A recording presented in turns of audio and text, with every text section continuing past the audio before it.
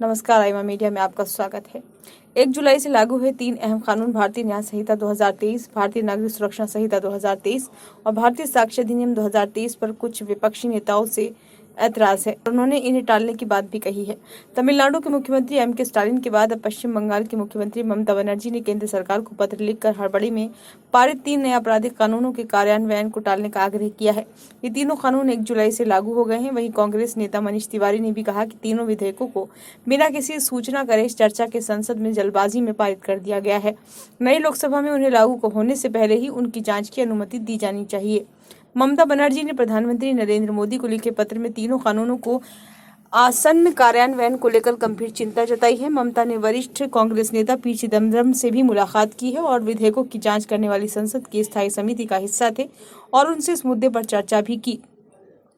TMC सांसद Derek O'Brien, प्रमुख नेता एनआर एंग्लो और चिदम्बरम ने तीनों विधेयकों पर अपनी रिपोर्ट में असहमति जताई थी। ममता ने कहा कि ये तीनों विधेयक लोकसभा में ऐसे समय में पारित हुए हैं जब 146 सांसद सदन से निलंबित थे। ममता ने लिखा कि आपकी पिछली सरकार ने इन 3 महत्वपूर्ण विधेयकों को एक तरफा और बिना बहस के पारित कर दिया था। उस दिन लोकसभा के लगभग 100 सदस्यों को निलंबित कर दिया गया था और दोनों सदनों के कुल 146 सांसदों को संसद से बाहर निकाल दिया गया था।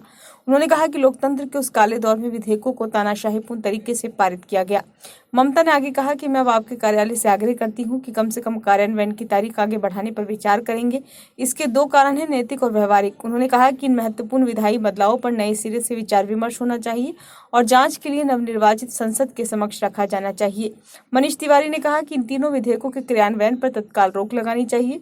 उधर इन तीनों कानूनों के खिलाफ सुप्रीम कोर्ट में याचिका दायर की गई है। याचिकाकर्ता ने इसके अमल पर रोक की मांग की है। उन्होंने अनुरोध किया है कि एक्सपर्ट कमेटी का गठन कर कानूनों की व्यवहारिकता परखी जाए। सुप्रीम कोर्ट के एडवोकेट ऑन रिकॉर्ड सिद्धार्थ की ओर से अर्जी और अंजलि पटेल और छाया मिश्रा की अर्जी में कहा गया है कि नए कानूनों का टाइटल ठीक नहीं है। नए कानून का जो नाम रखा गया है वो स्पष्ट नहीं है, साथ ही कानून की धाराओं में विरोधाभास है।